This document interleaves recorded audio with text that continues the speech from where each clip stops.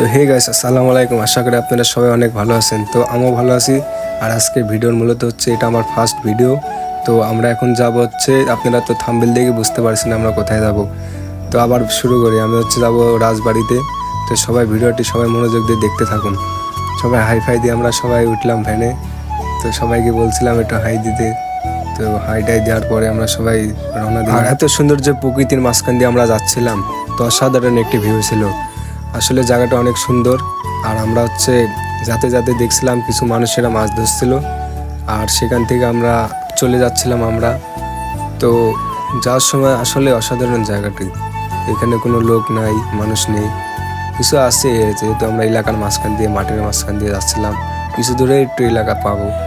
তো আসলেও আম বাগানটা অনেক সুন্দর ছিল।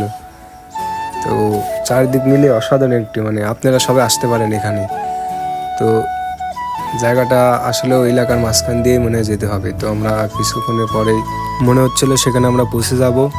আর এই গ্রামে এসে বুঝতে পারলাম আসলে মানুষের দৈনন্দিন যেহেতু কাজ কাম থাকে, এখানে মহিলারাই সব কাজ টাজ করে থাকে, পুরুষেরা দিন হলে তাদের কাজের নিজস্ব স্থলে চলে যায়, আর যেটুকু কাজ বাকি পড়ে থাকে সেখানে মহিলারাই করে। আর আমরা এই গ্রাম থেকে একটু খানিকক্ষণ পরে চলে গেলাম ফাঁকা নিরিবিলি একটি মাঠের মধ্যে। সেখানে চারপাশে অসাধারণ একটি মাঠের পরিবেশ, আর মাঝখান দিয়ে একটি রাস্তা বয়ে চলেছে, আর চারপাশে খাজুর গাছ ছিল, মানুষ গুড় বানানোর জন্য রস পেতে ধুয়ে দিচ্ছে। আমি কিছু বলবো না, আপনারা একটু মনোযোগ দিয়ে দেখুন। আসলে অসম্ভব একটি সুন্দর জায়গা। তো তার মাঝখান দিয়ে আমরা চলে যাচ্ছি। তো সবাই দেখতে থাকুন ভিডিওটি।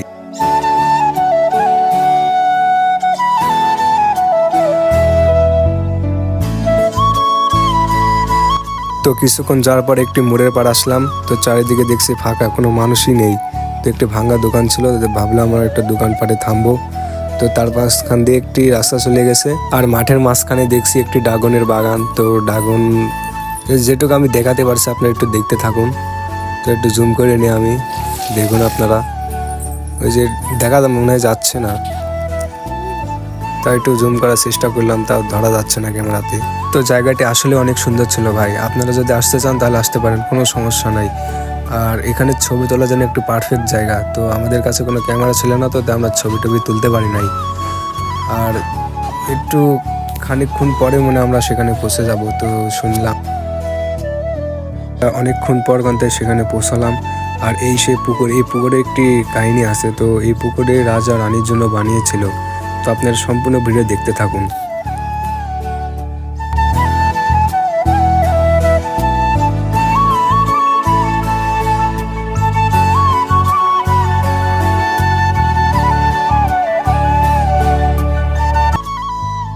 আর আমরা পুকুরের পাশ দিয়ে যাচ্ছিলাম, যেহেতু পুকুরের পাশ দিয়ে রাস্তা। তো আসলে ওই জায়গাটা অনেক সুন্দর। আর আমরা গেটের সামনে যেহেতু আমরা পৌঁছে গেছি, তো আপনারা সবাই দেখতে থাকুন ভিডিওটি।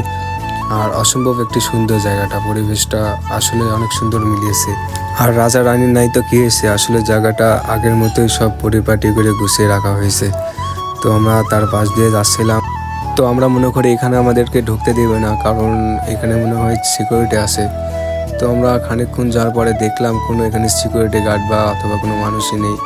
ওখানে কিছু পিচ্ছি পোলাপান ছিল। তো আমরা তাদেরকে জিজ্ঞেস করলাম আসলে আমাদেরকে এখানে ঢুকতে দিবে কিনা। আর তারা বলল কোনো সমস্যা নেই, এখানে ঢুকতে দেবে, এখানে কোনো সিকিউরিটি বা কোনো গার্ড থাকে না। তো কিছু নিয়ম কানুন আছে, সেটা মেনে চলতে হবে। আর আমরা এক বুক সাহস নিয়ে আমরা রাজার বাড়িতে প্রবেশ করব, তো এই সিদ্ধান্ত নিয়েছি। আর আমরা ধীরে ধীরে যাইতে থাকলাম রাজার বাড়ির গেটের সামনে। আসলে গেটটা অনেক সুন্দর, রাজার আমলের। এত সুন্দর যে চারুকলা হবে, কত সুন্দর ডিজাইন দেখুন। তো আমরা কিছু লোক ঢুকে পড়লাম। তো এখানে কিছু লেখা ছিল, তো আমরা লেখাটা পড়লাম। পড়ার পরে যেটুকু বুঝলাম, ওখানে জুতা খুলে প্রবেশ করতে হবে। আর আমার ক্যামেরাটা আমার এক বন্ধুর কাছে দিলাম। তো আমি সামনে আসলাম, আর এসে আপনাদেরকে সব ঘুরে দেখাবো।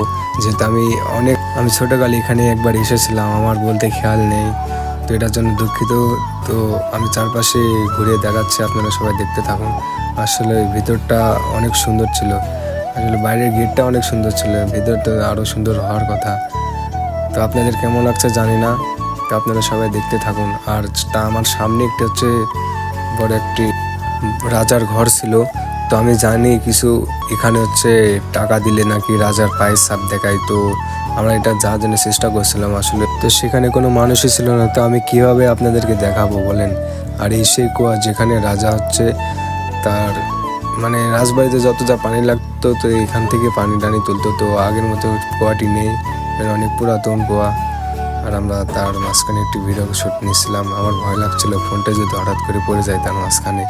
তো এখানে আর আমরা থাকবো না, আর একটু ঘুরে দেখাই। আসলেও ছোট জায়গাটি, তেমন কিছু বড় না। এখানে অনেক পুরাতন পুরাতন ঘর, তো রাজার আমলে যেটুক ছিল সেটুকুই পড়ে গেছে। তো আপনারা সবাই দেখতে থাকুন। তো আসলে জায়গাটি অনেক সুন্দর ছিল আর ভয়ঙ্করও ছিল, যেহেতু এখানে কোনো মানুষ নেই। তো ফাঁকা নির্জন একটি জায়গা, তো তার মাঝখান দিয়ে আমরা যাচ্ছিলাম আর একটু চারপাশে ঘুরে দেখাইলাম। তো আপনারা সবাই দেখুন, সুন্দর পরিবেশ। আর সেখানে কিছু ঘর ছিল, তো ঘরে জানি না কিসের জন্য, তো জানালা দরজা সবই খোলা ছিল ঘরগুলোতে।